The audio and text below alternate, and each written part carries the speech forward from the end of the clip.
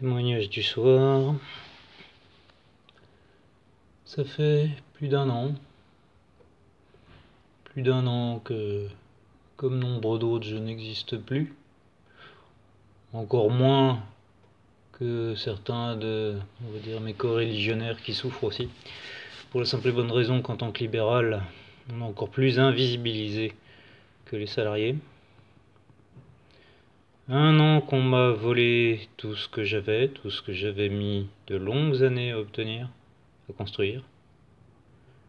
Toutes ces années de service à soigner du mieux que j'ai pu, en mon âme et conscience, en étant pas spécialement gourmand au niveau financier, en soignant régulièrement, gracieusement. Pour quel merci, pour quel soutien? Sur 1500 noms dans la patientèle, combien j'ai reçu de soutien? Moins de 10. Un seul réel et appuyé, avec des courriers envoyés auprès des administrations, auprès de l'État. Une famille, hormis la famille toute proche, fratrie, parents, une famille qui en aucun cas ne s'est souciée de savoir comment j'allais. À cette heure-ci, plus le temps passe et plus c'est le bordel dans ma tête. Je suis complètement perdu. Je sais même plus ce que je veux. J'aimerais retrouver ma vie telle qu'elle était, c'est plus possible. Encore, avant, j'avais, on va dire, la bonté de considérer comme innocents les gens jusqu'à preuve du contraire. Je leur laissais le bénéfice du doute, y compris dans le soin.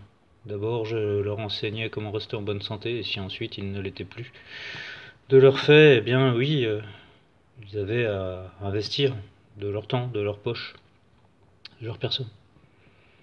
Là, aujourd'hui, en fait, je me sens plus capable de soigner. Ce qu'il y a de sûr, c'est que, comme dirait notre abruti en haut de l'État, j'ai très envie de leur faire payer, mais vraiment très envie de faire payer à tout ce peuple français qui n'en a eu que faire de nous tous, qui avons disparu, crevé la gueule ouverte depuis plus d'un an.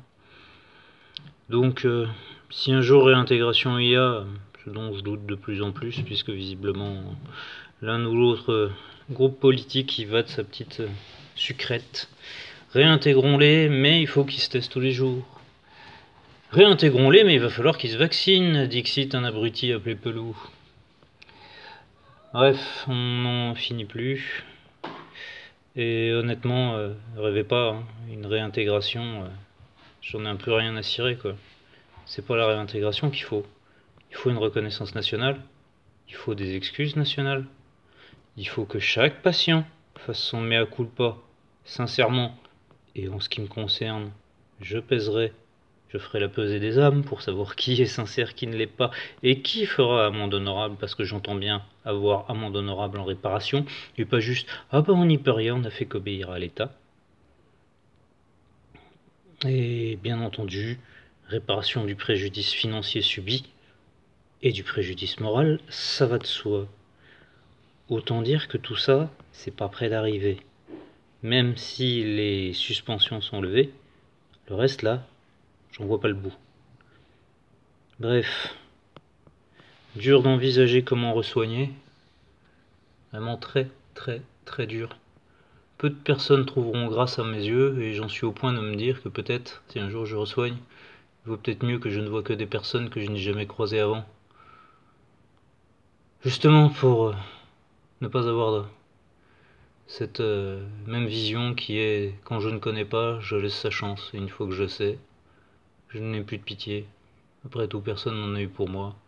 Personne ne m'a soutenu moralement, personne ne m'a soutenu effectivement, personne ne s'est enquéri de savoir comment j'allais, ni même de savoir ce que je devenais, et quasi personne ne m'a proposé de soutien matériel. Donc tout ça, j'oublie pas, je pardonnerai jamais, je mourrai avec. Un temps, j'ai cru que ça se calmerait, ça se calme pas, c'est de pire en pire. Chaque jour, ma haine grandit de plus en plus.